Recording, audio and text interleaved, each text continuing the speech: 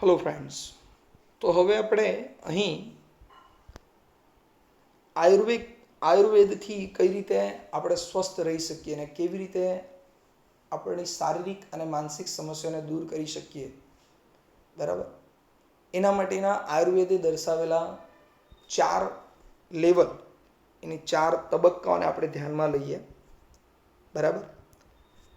તો શારીરિક અને માનસિક રોગોને દૂર કરવા માટેના 4 આયુર્વેદના તબક્કા છે. The levels of Ayurvedic healing, Ayurvedic ઉપચારના તબક્કા. Ayurveda recognize 4 primary levels of healings. સૌથી પહેલાં તો આપણને આયુર્વેદ એ રોગ મુક્તિ, રોગ એટલે માત્ર શારીરિક રોગની વાત નથી, અહીંયા માનસિક રોગોની પણ વાત છે. તો રોગ મુક્તિના 4 પ્રાથમિક તબક્કા, પ્રાઇમરી એટલે પ્રાથમિક તબક્કા, એના લેવલ્સ આપણને આપે છે, દર્શાવે છે. કયા 4 તબક્કા છે? અને આ 4 તબક્કા હવે નીચે એક એક પેરેગ્રાફ તરીકે તમને આવશે.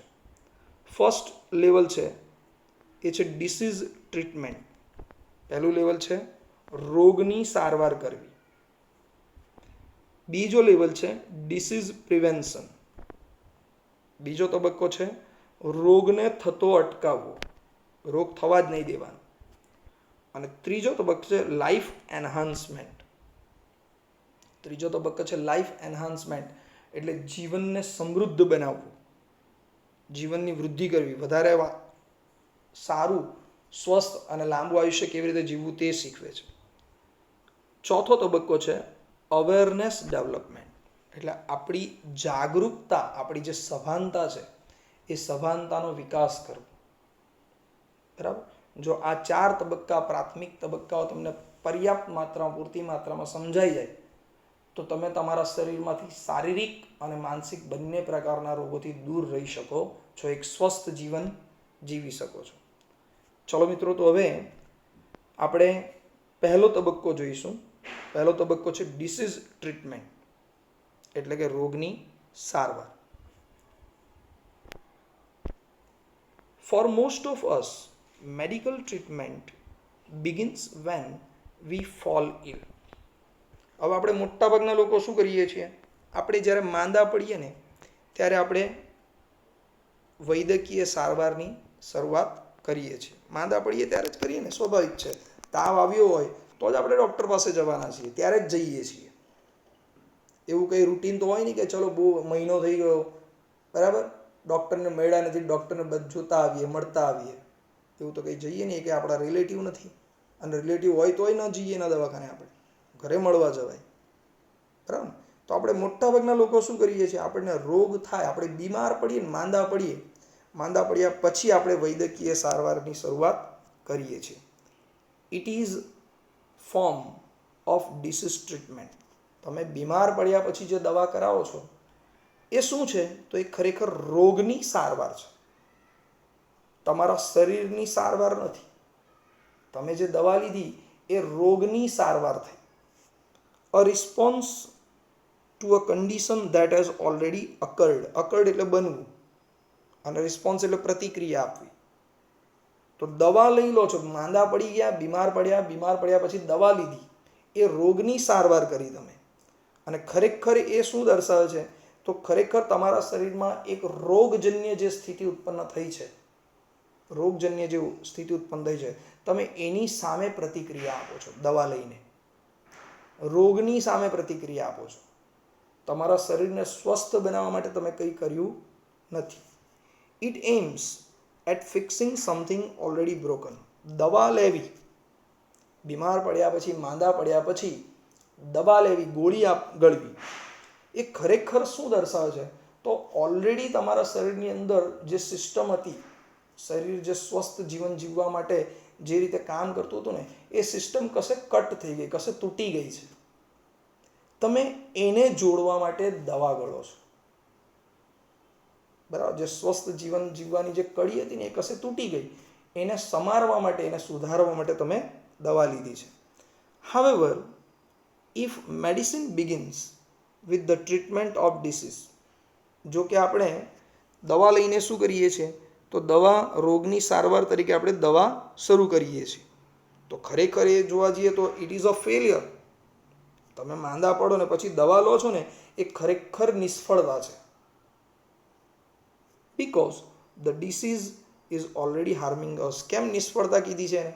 કારણ કે તમને રોગ થયો ને, રોગ થવાથી શરીરમાં કંઈક ડેમેજ કરી દીધું એણે.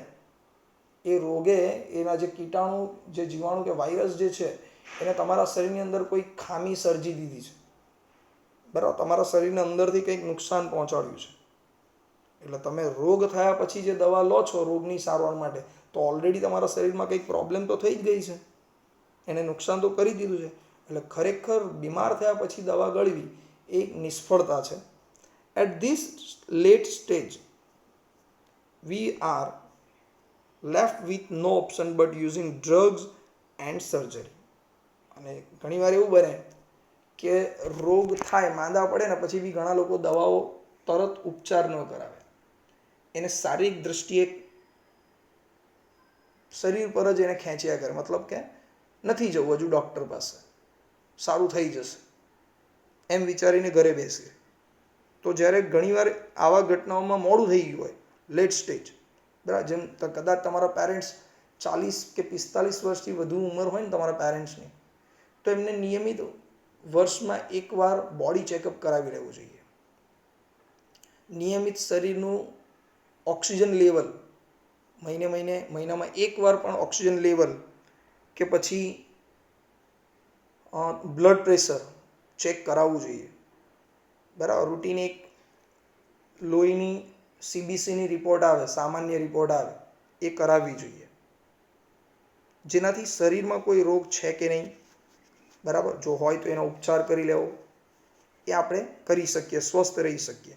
પણ ઘણીવાર મોડું થઈ જાય, લોકો આવું કરતા નહીં હોય ને ત્યારે શું થાય, જ્યારે મોડું થઈ ગયું ને ત્યારે બે જ રસ્તા તમારી પાસે રહે. ક્યાં તો મોટા પ્રમાણમાં ડ્રગ્સ એટલે કે દવા, બરાબર, તમારે દવા લેવી પડે, અથવા તો પછી છેલ્લે વધારે ડેમેજ થાય તો સર્જરી કરાવવી પડે. સર્જરી એટલે ઓપરેશન, શસ્ત્રક્રિયા તમારે કરાવવી પડે, which may have many side effects in the long run. જે તમે દવાઓ ગળો છો ને તો એ થોડા સમય માટે રોગને તમે અટકાવો છો, પણ લાંબા ગાળે એ તમારા આયુષ્ય માટે, તમારા જીવન માટે નુકસાનકારક જ હોય છે. કેમ? કારણ કે દરેક પ્રકારની દવા કે ઇન્જેક્શન એ કેમિકલમાંથી જ બને છે, અને તમે એ કેમિકલને શરીરમાં નાખો છો, બરાબર. કોઈ માણસને કદાચ લોહીની ઉણપ હોય ને, એક ઉદાહરણ આપું છું, વિટામિન B12 શરીરમાં ઓછું થઈ ગયું હોય, વિટામિન B12 શરીરમાં ઓછું થઈ ગયું હોય, તો એ દવાઓ ગળવી સારી કે પછી ખોરાકમાં બીટ, બરાબર, કે પછી રાગીનો લોટની જે વાનગી હોય તે ખાવું, બરાબર, લીલી શાકભાજી ખાવી, પાલક, મેથી વગેરે ખાવું. બોલો શું કરવું જોઈએ? દવાઓ ગળવી જોઈએ કે ખોરાક ખાવો જોઈએ, બીટ ખાવું જોઈએ? તમે બીટ ખાઓ ને તો દવા ગળવા કરતાં વિટામિન B12 જલ્દી એમાંથી મળે તમને, બરાબર. લોહી અંદર સારું બને તમારા શરીરમાં. તો તમે દવાઓ ગળો છો કે કોઈ ઓપરેશન કરાવો છો, એનાથી લાંબા ગાળે તો તમને નુકસાન જ છે. ઓપરેશન કરવાથી જે અંગની સર્જરી કરવામાં આવી છે અંદરથી, કે જેને કાઢીને દૂર કરી દીધું, તો લાંબા ગાળે નુકસાન જ છે. વ્યક્તિ એ કામ કરી નહીં શકે. ખ્યાલ આવ્યો મિત્રો? ઓકે. તો આ થયું તમારું ડિસીઝ ટ્રીટમેન્ટ, એટલે કે રોગ થયા પછીની સારવાર કરીએ તો ખરેખર એક નિષ્ફળતા છે એવું આયુર્વેદ શીખવે છે આપણને, બરાબર. આપણે રોગને દવા લઈને શું કરીએ છીએ? રોગને થોડા સમય માટે શાંત કરી દઈએ છીએ. હવે બીજું લેવલ છે ડિસીઝ પ્રિવેન્શન. તો દવા લેવી, રોગ થયા પછી દવા લેવી એક નિષ્ફળતા હોય તો ખરેખર શું કરવું જોઈએ? તો આયુર્વેદ તો એવું કહે છે કે ભાઈ રોગને થતો જ અટકાવો, એને પ્રિવેન્ટ કરો, બરાબર. આપણે ગુજરાતીમાં કહેવત છે, પાણી આવે તે પહેલાં પાળ બાંધવી જોઈએ. તો એ આ વસ્તુ છે પ્રિવેન્શન. ઇંગ્લિશમાં એ જ કહેવત છે, prevention is better than cure. તમે ઉપચાર કરો, બીમાર પડ્યા પછી ઉપચાર કરો, એના કરતાં તો રોગ થાય જ નહીં ને એવા પ્રયત્નો તમારે કરવા જોઈએ. તો આ બીજા તબક્કામાં આપણે આ જ વાક્યને સમજવાનું છે. A higher level of healing aims at preventing disease before they manifest. તમારા શરીરમાં રોગના લક્ષણો દેખાય, રોગ તમારા શરીરને અસર કરે એની પહેલાં રોગ ન થાય, રોગ થતો અટકે એના માટેના આપણે ઉપચાર કરવા એ આયુર્વેદનું ઉચ્ચ લેવલનું એ સારવાર કહેવાય. આયુર્વેદનું એ લક્ષ્ય છે કે તમને રોગ થાય જ નહીં, શરીરમાં રોગ જ ન થાય. બરાબર. To reach this stage we ought to consider the fact of our lifestyle, environment, work and psychological condition. જો તમારે આ સ્તર ઉપર પહોંચવું હોય, એટલે કે રોગ થતો જ અટકાવવો છે, શારીરિક કે માનસિક રોગ જ નથી થવા દેવો, તો આ સ્તર ઉપર જવા માટે શું કરવું પડવું છે? તો એના માટે તમારે કમ્પલસરી શું ધ્યાનમાં લેવું છે? સૌથી પહેલાં તો તમારી હકીકતોને જુઓ, જેમ તમારી દિનચર્યા, તમારી લાઈફસ્ટાઈલ, એને ધ્યાનમાં લો. એ વ્યવસ્થિત ચાલે છે? સમયસર સૂઈ જવું, સમયસર જાગવું, બરાબર, સમયસર નાસ્તો કરવો, સમયસર ખોરાક લેવો, પૂરતા માત્રામાં પાણી લેવું. બરાબર. ડૉક્ટર તો એવું કહે છે કે તમારે 3 થી 6 લીટર પાણી રોજ તમારા શરીરમાં જવું જોઈએ, 6 લીટર જેટલું પાણી. તો આપણે આટલું બધું પાણી લગભગ જતું ન હોય શરીરમાં રોજ, તો એ નુકસાનકારક કહેવાય. બરાબર. તો તમારી દિનચર્યા, એ ઉપરાંત તમે કઈ જગ્યાએ રહો છો, તમારા આસપાસનું વાતાવરણ કેવું છે, સ્વચ્છ જગ્યાએ રહો છો, બહુ ગીચ વસ્તીમાં નથી રહેતા, આજુબાજુ કશે મતલબ રોડ પર ગંદકી નથી ફેલાયેલી. બરાબર. આ બધું ધ્યાનમાં, તમારા વિસ્તારમાં માખી મચ્છરનો ઉપદ્રવ વધારે નહીં હોવો જોઈએ. તમારી આસપાસનું વાતાવરણ તમારે જોવાનું છે. તમારું કામ, તમે જ્યાં કરો છો, વર્ક જ્યાં કામ કરો છો, એ સ્થળમાં પ્રસન્નતા હોવી જોઈએ. સ્થળ પર પણ ત્યાં માનસિક તાણ નહીં હોવી જોઈએ, કામનું વર્કલોડ નહીં હોવું જોઈએ એટલું બધું. બરાબર. એન્ડ સાયકોલોજીકલ કન્ડિશન, અને તમારી માનસિક સ્થિતિ. બરાબર. જો આટલી બાબતો પર ધ્યાન આપો તમે, તો તમે રોગ તમારા શરીરમાં થતો અટકાવી શકો. We must eliminate the wrong factors in our daily lives that make us helpless to disease. બરાબર. આપણે શું કરવું જોઈએ? એલિમિનેટનો અર્થ થાય છે દૂર કરવું, રિમૂવ કરવું. આપણે આપણા જીવનમાંથી છે ને જે ખોટા પરિબળો છે, આપણા જીવનના જે ખોટા પરિબળો, જેમ ખોટા પરિબળો કેવા? જેમ દૂષિત ખોરાક ખાવો, ખુલ્લો ખોરાક ખાવો, અમુક એવો ખોરાક જે ખરેખર એક નિશ્ચિત સમય લેવો જોઈએ. ઉદાહરણ તરીકે હું તમને કહું છું કે સૂર્યાસ્ત પહેલાં તમે દહીં કે દહીંની બનાવેલી કોઈ પણ વાનગી ખાઓ, લસ્સી પીવો, તો એ શરીર માટે સારું છે, ફાયદાકારક છે. બરાબર. પણ એ જ દહીં સૂર્યાસ્ત પછી તમારા શરીરમાં એસિડ ઉત્પન્ન કરે. તમે લસ્સી પીવો તો વાંધો નથી, પણ એ જ લસ્સી કે એ દહીં તમારા શરીરની અંદર સૂર્યાસ્ત પછી એ શું કરે? કારણ કે એ બેક્ટેરિયાથી જ બનેલું છે. દહીંમાં પૂરતો એને આથો આવ્યો છે, ખટાશ આવ્યું છે, તો એ અંદર બહુ મોટી માત્રામાં અંદર બેક્ટેરિયા છે. તો સાંજના સમયે વધારે સક્રિય થઈ જાય. બરાબર. અને એ તમારા શરીરને વધારે નુકસાન કરે. તો આપણે આવા જે ખોટા પરિબળો છે આપણા જીવનના, બરાબર, એ ખોટા પરિબળોને આપણે દૂર કરવા જોઈએ, કે જે આપણને રોગો સામે હેલ્પલેસ બનાવે છે. બરાબર. હેલ્પલેસ એટલે નિસહાય બનાવે છે. To some extent we are always sick. આપણે કેટલીક હદ સુધી વિચારીએ, અમુક માત્રા સુધી જોઈએ, તો એ હદ સુધી આપણે લગભગ બીમાર જ હોઈએ છીએ. અને અમુક હદ સુધી વિચારીએ, કેટલાક અંશે આપણે વિચારીએ, આપણા જીવનને જોઈએ, તો આપણે બીમાર જ રહીએ છીએ. Because our lifestyle is unstable. એનું કારણ શું? કારણ કે આપણું જીવન કેવું છે? અનિયમિત છે, અસ્તવ્યસ્ત છે. આના કારણે મોટાભાગે આપણે કાં તો શારીરિક અથવા માનસિક રોગથી આપણે પીડાતા હોઈએ છીએ. There are always some diseases attacking us, particularly in changes of seasons or in the aging process.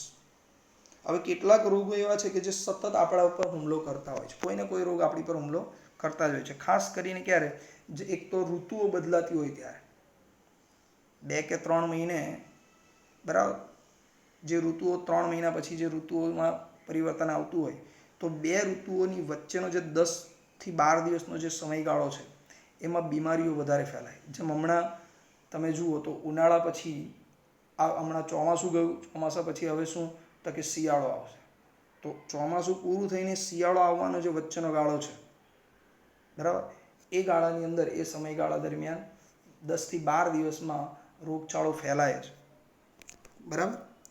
તો એક તો સિઝન ચેન્જ થતી હોય ત્યારે, અને એ ઉપરાંત એજિંગ પ્રોસેસ એટલે આયુષ્ય, તમારી ઉંમર વધતી જાય બરાબર. તો ઉંમર વધવાના કારણે પણ આપણા શરીર ઉપર રોગોનો હુમલો વધારે થાય છે. એક 6 વર્ષનું બાળક અને 60 વર્ષના દાદા બંનેની જે રોગ પ્રતિકારક શક્તિ છે, જેને ઇમ્યુનિટી પાવર કહેવાય, એ બંનેનો અલગ હોવાનો છે. 6 વર્ષના બાળકનો ઇમ્યુનિટી પાવર બહુ વધારે હોય બરાબર, બહુ ઊંચા લેવલનું હોય. જ્યારે 60 વર્ષ ઉંમર વધતી ગઈ એમ એ ઇમ્યુનિટી પાવર ઘટતો ગયો બરાબર. 60 વર્ષના દાદાની અંદર એટલો ઇમ્યુનિટી પાવર હોવાનો નથી. Health is a matter of continual adjustment like navigation a ship upon the sea. તો સ્વાસ્થ્ય એક એવી બાબત છે, તો સ્વાસ્થ્ય એક એવી બાબત છે જાણે સમુદ્રની અંદર કોઈ કેપ્ટન જહાજ હંકારતો હોય. હવે સમુદ્રની અંદર કોઈ કેપ્ટન જહાજ હંકારતો હોય, ચલાવતો હોય, તો એ સતત એને પેલું જે હેન્ડલ આવે એનું જહાજનું, એ સતત હાથમાં લઈને સામે દિશા જોયા કરવાની હોય કે કઈ દિશામાંથી, યોગ્ય દિશામાંથી આગળ નીકળી શકાય. મોજા કઈ દિશામાં ઓછા છે, નુકસાનકારક મોજા આવતા નથી ને, કોઈ તોફાન તો આવતું, એ બધું ધ્યાનમાં એને રાખવું પડે બરાબર. સતત એને કાળજી લેવી પડે. એમ આપણું શરીર પણ એવી જ બાબત છે કે તમારે સતત એની કાળજી લેવી પડે. અવર health is an on going concern. ખરેખર આપણું જે સ્વાસ્થ્ય છે એ સ્વાસ્થ્ય કેવી છે તો કે સતત કાળજી લેતા રહેવાની એક બાબત છે. તમારે કમ્પલસરી એની સતત કાળજી લેવી પડે, તો જ તમે એને સ્વસ્થ રહી શકો છો. તો બીજો તબક્કો એવું કહે છે કે જો તમે આ પ્રમાણે જીવતા હો તો તમને કોઈ પ્રકારનો શારીરિક કે માનસિક રોગ થાય નહીં. તમે એને રોગ થતો પહેલાં જ એને અટકાવી શકો છો. ઓકે ફ્રેન્ડ્સ, તો 2 લેવલ તમને ખ્યાલ આવી ગયા છે. એના સ્પેલિંગ્સ હું લખીને તમને સેન્ડ કરીશ, જે તમારે હોમવર્ક તરીકે નોટબુકમાં લખી દેવાના છે.